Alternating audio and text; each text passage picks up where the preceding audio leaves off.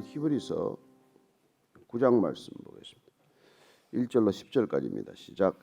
첫 언약에도 섬기는 예법과 세상에 속한 성소가 있더라. 예비한 첫 장막이 있고 그 안에 등잔대와 상과 진설병이 있으니 이는 성소라 일컫고 또 둘째 휘장 뒤에 있는 장막을 지성소라 일컫나니 금 향로와 사면을 금으로 싼 언약궤가 있고 그 안에 만나를 담은 금 항아리와 아론의 쌍난 지팡이와 언약의 돌판들이 있고 그 위에 속죄소를 덮는 영광의 그룹들이 있으니 이것들에 관하여는 이제 낱낱이 말할 수 없노라. 이 모든 것을 이같이 예비하였으니 제사장들이 항상 첫 장막에 들어가 섬기는 예식을 행하고 오직 둘째 장막은 대제사장이 홀로 1년에 한 번 들어가되 자기와 백성의 허물을 위하여 드리는 피 없이는 아니하나니 성령이 이로써 보이신 것은 첫 장막이 서 있을 동안에는 성소에 들어가는 길이 아직 나타나지 아니한 것이라. 이 장막은 현재까지의 비유니 이에 따라 드리는 예물과 제사는 섬기는 자를 그 양심상 온전하게 할 수 없나니 이런 것은 먹고 마시는 것과 여러 가지 씻는 것과 함께 육체의 예법일 뿐이며 개혁할 때까지 맡겨둔 것이니라. 아멘. 오늘 이스라엘 백성들에게 처음에 주어졌던 성막 얘기가 다시 등장합니다. 눈에 보이는 이 성막이 어떻게 주어졌는지, 왜 주어졌는지 그 의미를 한 번 더 깊이 새겨보라는 뜻이겠죠. 우리에게 주어지는 것들은 다 목적과 의미가 있습니다. 이 땅에 살아가면서 우리에게 꼭 필요한 것들이 어떻게 이 땅에 존재하게 되었는지를 기억하는 것이야말로 우리가 살아가는데 얼마나 큰 유익이 있습니까? 부모가 왜 존재합니까? 부모가 존재하는 까닭은 이 땅에 우리가 부모 없이 올 수 없다는 것을 보여주는 것이죠. 이 땅에 부모 없이 이 땅에 누가 태어납니까? 존재하는 모든 것들이 그런 기원이 있다는 것, 근원이 있다는 것을 깨닫게 하는 것이죠. 그런데 점점 우리는 나이가 들면 부모라는 존재를 잊어버리거나 업수히 여기거나 때로는 부모를 거추장스럽게 생각하게 됩니다. 이제 뭐 병상에라도 누워있기라도 하면 뭐 우리에게 유익을 주는 것이 아니라 부담이 된다고 생각하면 그 부모를 보는 눈이나 생각하는 태도가 다 달라지게 됩니다. 그건 사실은 자기 존재의 뿌리를 부인하는 거나 마찬가지죠. 우리가 꼭 효도 무슨 효성, 효심을 강조하지 않더라도 인간이 그 근원을 생각하는 것이야말로 얼마나 우리 인생에 중요한 일인지 모릅니다. 물을 마실 때 그 음수사원이라는 말이 있어요. 물을 마실 때 물의 근원을 생각하라는 것입니다. 물 한 방울이 내 입에 들어올 때 이 물이 어디서부터 왔는가?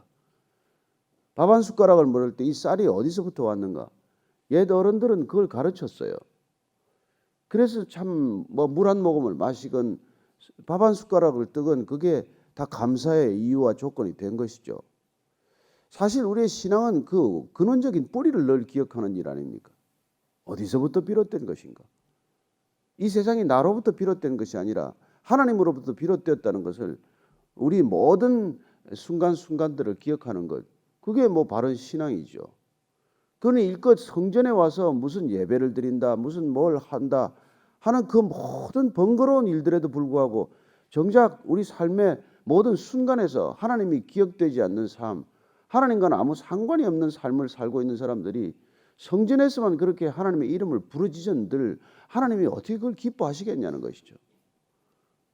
그래서 오늘 이 성전 제도에 관한 의미를 우리가 한 번 더 되살펴볼 필요가 있다는 것입니다. 자, 이 1절 한 번 더 읽겠습니다. 시작. 첫 언약에도 섬기는 예법과 세상에 속한 성소가 있더라. 첫 언약. 우리는 아이들이 말귀를 못 알아들을 때 하는 약속이 있습니다. 그리고 아이가 성장했을 때 하는 약속이 따로 있어요. 어린아이들에게 무한정 약속하지 않습니다. 아이들이 원하는 걸 다 들어주지도 않습니다. 그리고 그 아이가 어른에게 해야 될 예절을 가르칩니다. 중요한 예절을 어릴 때 다 가르치는 것이죠. 그때 가르쳐야 할 때를 놓치면 그 예절을 가르칠 기간은 없습니다. 그래서 우리가 정말 아이를 잘 키운다는 것은 매를 들어야 할 때 매를 드는 것이고 매를 들지 말아야 할 때 매를 안 들어야 되는데 우리가 잘못 교육시킬 때는 매를 안 들어도 될 때는 매로 키우려고 그러고 정작 매를 들지 않아야 될 때는 매를 들 때 그건 교육과는 완전히 어긋나는 일이죠. 하나님께서는 우리가 하나님과의 관계 맺는 방식을 처음 예법을 가르친 것입니다. 성막이라는 것을 통해서 가르친 것입니다. 성소라는 것을 통해서 가르쳤어요. 그러나 그 성소를 통해서 하나님과 관계 맺는 방식을 가르쳤는데 정작 하나님과 관계 맺는 방식을 익혀가면서 하나님을 잊어버리고 그 절차에만을 묶이게 된다면 얼마나 어리석은 일이냐 이것이죠. 첫 번째 예법, 세상에 속한 성소, 눈에 보이는 성전, 눈에 보이는 성막 이런 것들을 통해서 우리는 하나님의 존재를 기억하라는 것이죠. 그리고 사실 우리가 성전에 들어가면 지성소라고 하는 데는 뭐가 있어요? 그 성막 안에 뭐가 있습니까? 딱 하나 있는 게 중심에 있는 게 법궤 하나 있어요. 그 법궤는 십계명이라고 하는 돌판 하나 들어 있습니다. 그게 성막 전체를 상징하는 것이고 성막이 존재하는 이유예요. 그 법궤 안에 있는 그 돌판은 하나님께서 인간을 어떻게 인간답게 하는 것인지, 하나님과 인간과는 어떤 관계를 맺고 사는 존재인지, 하나님의 백성들은 서로 간에 어떤 관계를 맺고 살아야 하는지에 대한 규정이에요, 규정. 예법입니다, 그게. 하나님을 하나님으로 대접하는 예법. 하나님의 피조물된 인간이 살아가는 예법. 그 인간들이 서로 간에 관계를 맺는 예법. 그게 뭐 십계명 아닙니까? 그렇습니다. 근데 그 예법은 잊어버리고 돌판만을 소중히 여긴다면 어떨까요?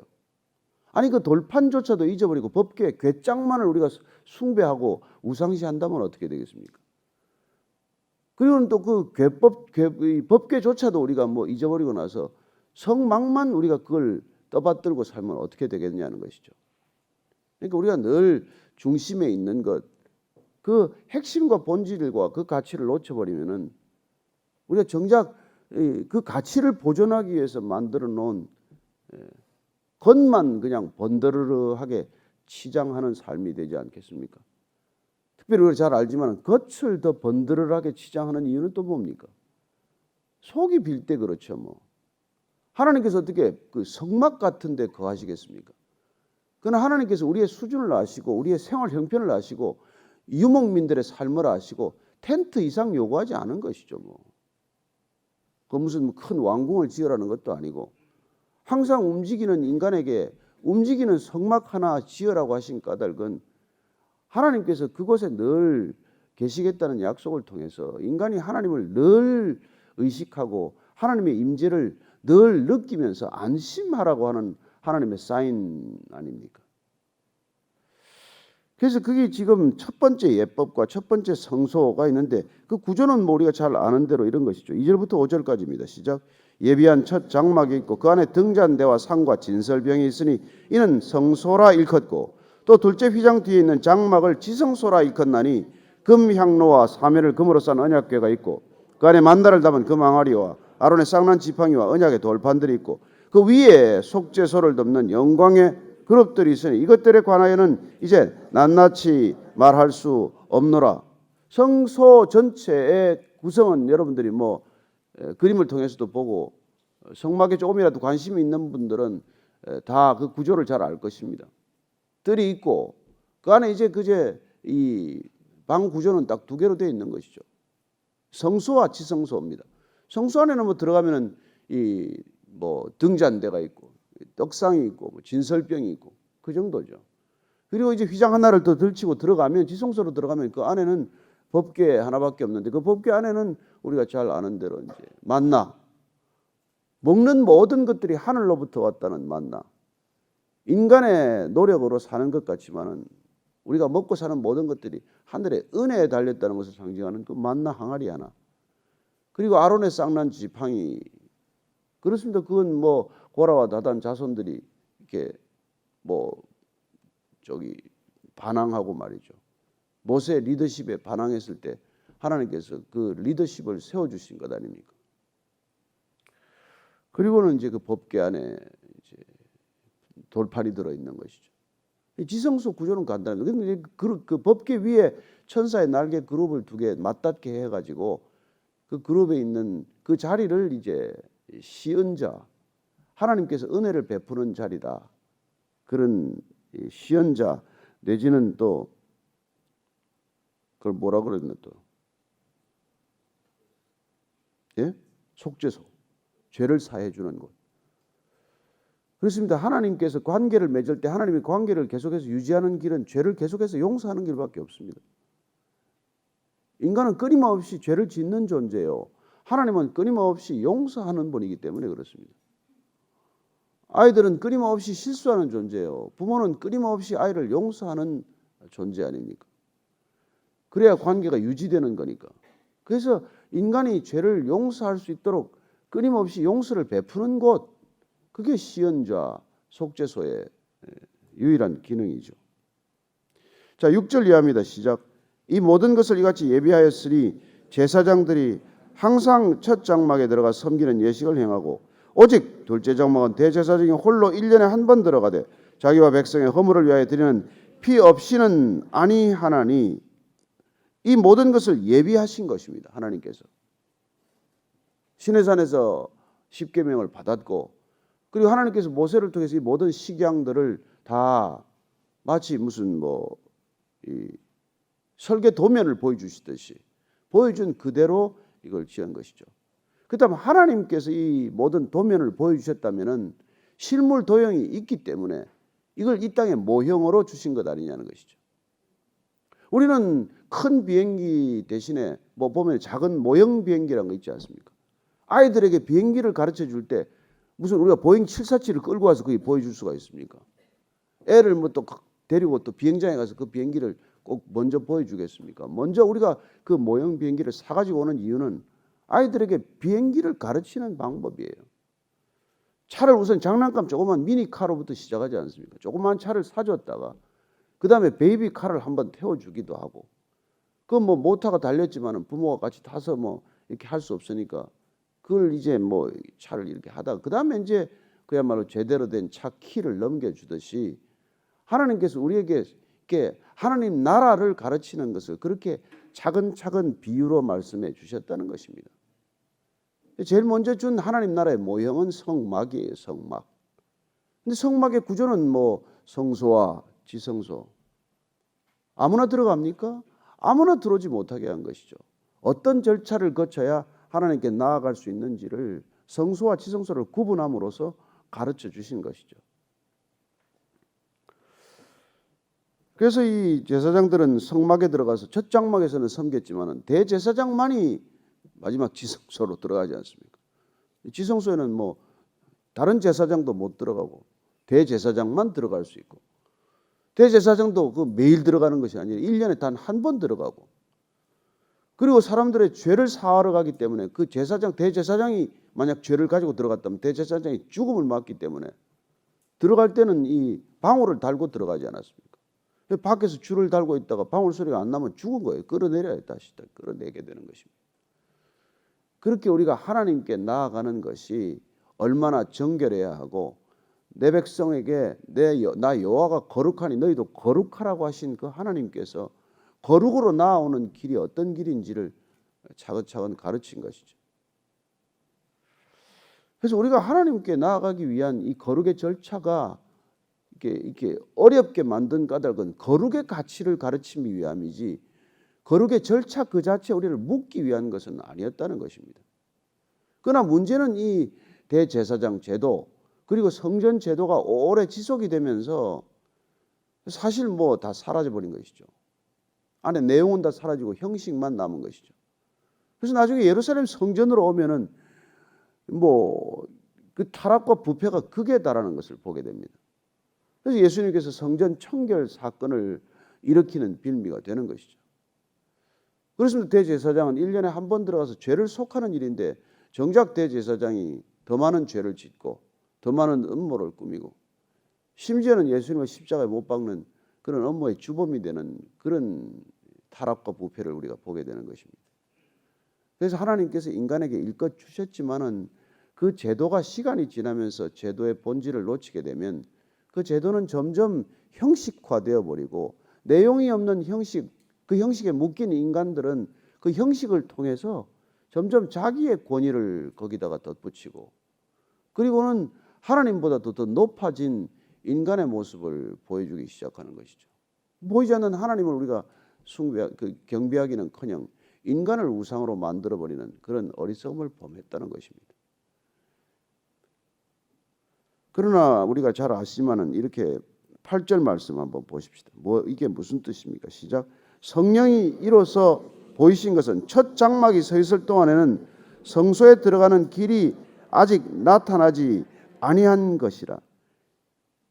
성령님께서 이것을 보여주셨다라고 말합니다. 그리고 첫 장막이 서 있을 동안에는 성소에 들어가는 길이 아직 나타나지 아니한 것이라. 아무나 못 들어가는 길이죠. 성소에 아무나 들어갈 수 있는 길이 아직 열리지 않았다는 것입니다.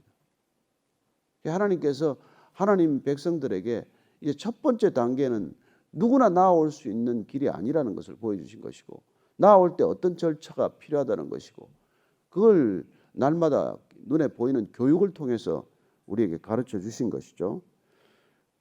그리고 9절 10절입니다. 시작. 이 장막은 현재까지의 비유니 이에 따라 드리는 예물과 제사는 섬기는 자를 그 양심상 온전하게 할 수 없나니 이런 것은 먹고 마시는 것과 여러 가지 씻는 것과 함께 육체의 예법일 뿐이며 개혁할 때까지 맡겨둔 것이니라. 이 장막은 현재까지의 비유라고 되어 있습니다. 현재란 무엇입니까? 예수님께서 오셔서 이 장막을 걷고 하나님께 나아가는 길을 보이시는 이때까지의 비유, 하나의 모델에 불과하다는 것입니다. 하나님 나라의 비유예요. 그리고 새하늘 새 땅의 비유입니다. 새하늘 새 땅에 올라가면 거기는 성전, 이런 성전, 성막과 같은 것, 그리고 이 성전과 같은 것이 없죠. 하나님 당신 자신이 성전입니다. 예수님이 성전입니다. 그럼 그분의 성전의 모습은 어떠냐는 것이죠. 우리가 이 땅에서 본 성전 구조와 같이 그런 절차를 거쳐서 들어가야 할 만큼 그분과는 우리와 넘을 수 없는 벽이 있지 않습니까? 그래서 그 벽처럼 휘장을 쳐놓은 거예요. 자꾸 움직였다고 하니까 벽을 쌓고 담을 쌓고 돌을 쌓을 수는 없는 일이니까 휘장으로 그걸 막아놓은 거 아닙니까? 그리고 움직일 때는 그 휘장을 걷어가야 되는 것이, 담을 매일 까부셨다가 또 쌓았다가 할 수는 없는 일 아니에요. 그러나 예수님께서 십자가를 지시고 그 길을 뚫을 때는 휘장을 찢어 놓으신 것이죠. 그래서 예수님께서 십자가에서 다 이루셨다라고 선포할 때 예루살렘 성전의 지성소로 들어가는 휘장이 찢어지게 하심으로써 이제는 그 길을 보이셨다, 길을 뚫으셨다, 그 길을 향해서 누구나 나아갈 수 있는 그런 길이 된 것이다. 그러니 사실 우리가 하나님을 믿는다는 것, 그분 예수 그리스도를 통하지 않고서는 믿을 수도, 그리고 아버지라고 부를 수도, 나아갈 수도 없는 일이죠. 그래서 예수님 그때까지 오실 때까지의 모든 비유, 그 성전이라고 하는 이 비유를 이제는 더 이상 붙들고 있을 이유가 없다는 것이죠. 그래서 마치 이 비유를 붙든다면 우리가 흔히 하는 비유지만은 달을 가리키는데 달은 안 보고 손가락만 보는 견지망울의 우를 범하는 것과도 마찬가지요. 강을 건너는데 우리가 강을 건넌 뒤에도 강을 건너게 한 배를 짊어지고 가는 것과 마찬가지란 말입니다. 우리가 하나님을 만났으면 하나님을 만나게 한 모든 장치는 걷어 치워야 돼요. 그 예수님께서 이제는 성전 제도를 없앤 거란 말입니다. 그 예수님을 못 만났으면 저와 여러분이 성전에 갇혀 살아도 할 수 없죠.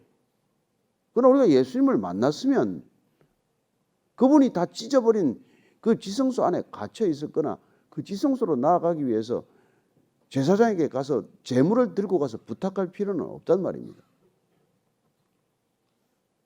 무슨 양이나 뭘 들고 와서 그 양을 잡아 죽여서 피를 받아가지고 그 피를 가지고 저 속죄소에 뿌려달라고 부탁할 필요는 없는 거란 말이죠.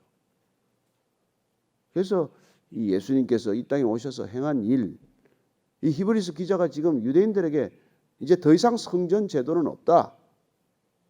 그리고 또한 이제 더 이상 제사장을 의지해서 여러분들이 제사 지낼 이유는 없다. 아니 더 이상의 제물은 필요 없다. 이런 얘기를 할 때 이 유대 백성들이 받아들일 수 없는 두려움이 있고 그들은 어찌할 줄 모르는 그런 이 예법에 묶여 사는 백성들에게 이렇게 설명하는 것이죠. 오늘날도 마찬가지입니다. 뭐 제가 날마다 설교를 할 수도 있고 뭐 성경과 더불어서 여러분과 성경 공부도 할 수 있지만 여러분들이 저를 통해서 만나는 건 아니란 말이에요. 예수님을 통해서 하나님을 만나는 것이고, 어쩌면 우리가 성경을 펴서 이렇게 하는 것도 성경 전체가 하나님을 가리키는 손가락이지, 이게 여러분 우리 우상의 대상이 될 수 있습니까? 근데 어떤 사람은 이거를 뭐 이렇게 또 우상시하는 분이 있어요. 이걸 베고자 하는 분, 뭐 차에다가 그냥 한 권 두면 사고가 안 날 거라고 믿는 분, 십자가를 갖다가 그 거울 뒤에 걸어놓고 늘 사고가 안 날 거라고 생각하는 분, 그런 분들의 이렇게 묶여 사는 것과 뭐가 다르냐는 말이에요. 저와 여러분들이 만약 저한테 묶여 있다면, 제가 말하는 것을 마치 전부의 기준으로 삼는다면 여러분들도 큰 실수를 저지르게 된다는 것입니다. 저는 예수님께서 이 길을 뚫으셨다는 것을 기억하십시오.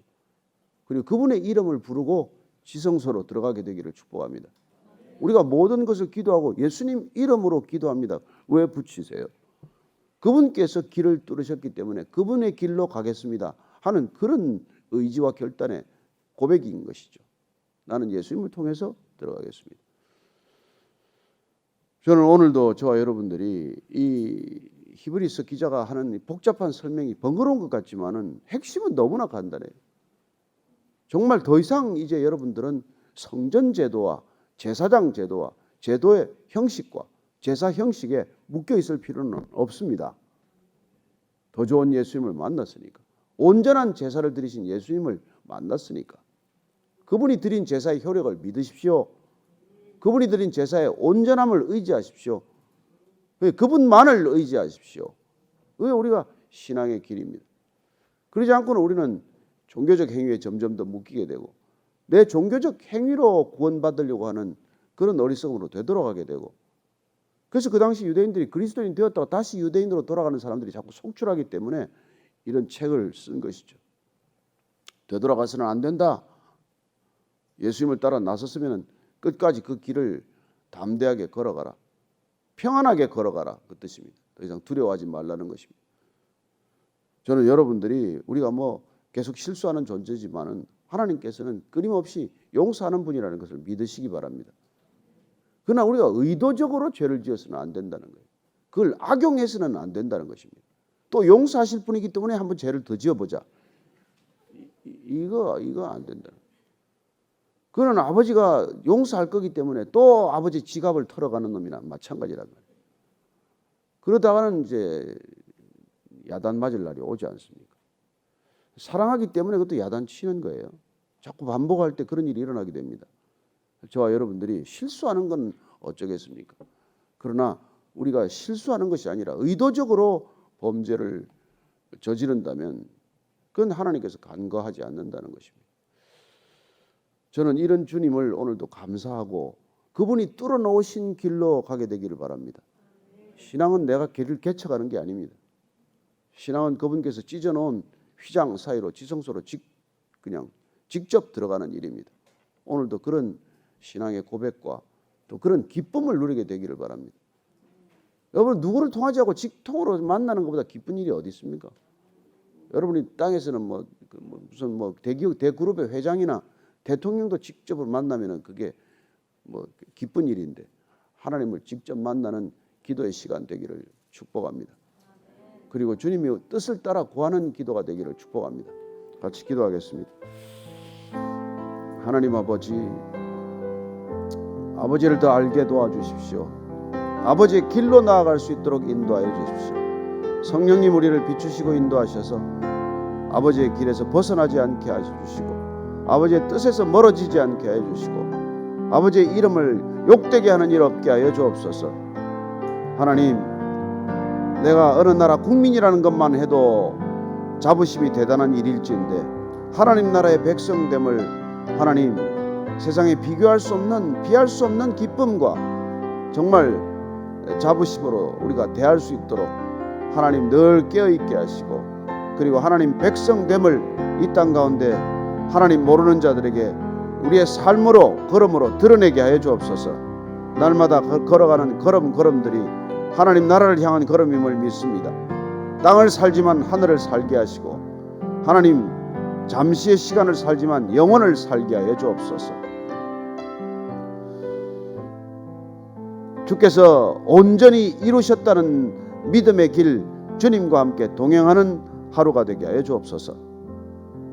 이제는 영원한 생명의 길을 열어 젖히신 우리 구주 예수 그리스도의 은혜와 아버지의 사랑과 성령의 인도하심이 오늘도 성소의 휘장을 찢으시고 우리에게 직접 하나님을 대면토록 하고 아버지라고 부르게 하신 예수님 한 분 의지하고 이 광야길 걷기로 결정한 이 자리에 고개 숙인 모든 성령의 사람들, 믿음의 사람들, 은혜의 백성들 위해 지금부터 영원까지 함께 하시기를 간절히 축원하옵나이다. 아멘.